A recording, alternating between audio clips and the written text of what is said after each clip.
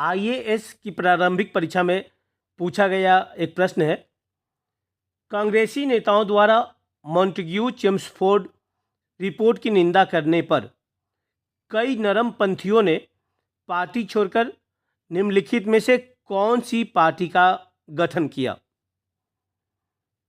विकल्प है Swaraj party, Indian freedom party, independence federation of India, Indian national liberal federation. ये 4 विकल्प हैं। मॉन्टेग्यू चेम्सफोर्ड सुधार की घोषणा 20 अगस्त 1917 ईस्वी को की गई थी। जब प्रथम विश्व युद्ध चल रहा था तो प्रशासनिक सुधारों के नाम पे ब्रिटिश सरकार के द्वारा मॉन्टेग्यू चेम्सफोर्ड सुधारों की घोषणा की गई थी और इन्हीं सुधारों को आधार बनाकर वर्ष 1919 ईस्वी का भारत शासन अधिनियम पारित किया गया था। मॉन्टेग्यू चेम्सफोर्ड सुधार ये नाम इसलिए दिया गया क्योंकि उस समय लॉर्ड चेम्सफोर्ड भारत के वायसराय थे और Montagu secretary of state for India यानी भारत सचिव थे। ये बिल्कुल उसी तरह था जैसे 1909 में जो प्रशासनिक सुधार किए गए थे उन्हें मार्ले मिंटो सुधार के नाम से जाना जाता है, जिनके आधार पे 1909 का भारत शासन अधिनियम पारित किया गया था। मार्ले उस समय भारत सचिव थे और मिंटो भारत के वायसराय थे। खैर 20 अगस्त 1917 को जब मॉन्टेग्यू चेम्सफोर्ड सुधारों की घोषणा हुई तो भारत के अधिकांश राजनेता इन सुधारों से नाखुश थे, असंतुष्ट थे और फिर कांग्रेस पार्टी ने इन सुधारों की निंदा की। इन सुधारों को अत्यंत अपर्याप्त बताकर इन सुधारों को स्वीकार करने से एक तरह से मना कर दिया।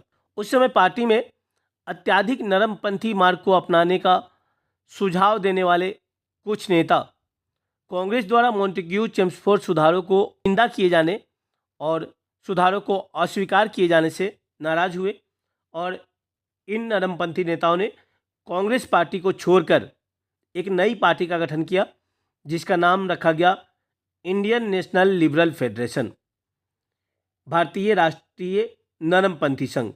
और इस पार्टी के अध्यक्ष थे सुरेंद्र नाथ बनर्जी।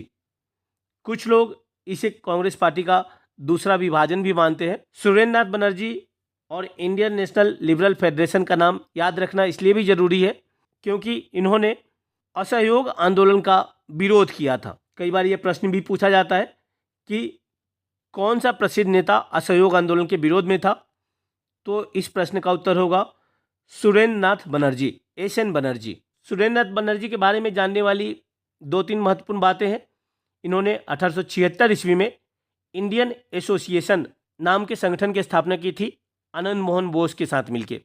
सन 1883 में इन्होंने पहली बार अखिल भारतीय स्तर पर संगठन बनाने की कोशिश की थी जिसका नाम इंडियन नेशनल कॉन्फ्रेंस रखा गया था।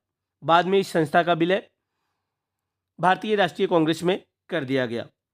सुरेंद्र नाथ बनर्जी ही वे नेता थे जो कांग्रेस के संस्थापना सत्र में शामिल नहीं हो पाए थे क्योंकि उस समय इंडियन नेशनल कॉन्फ्रेंस का दूसरा अधिवेशन हो रहा था। खैर, कांग्रेस की स्थापना के अगले ही वर्ष यानी सन 1886 में इंडियन नेशनल कॉन्फ्रेंस का सुरेंद्र नाथ बनर्जी ने भारतीय राष्ट्रीय कांग्रेस में विलय करा दिया था।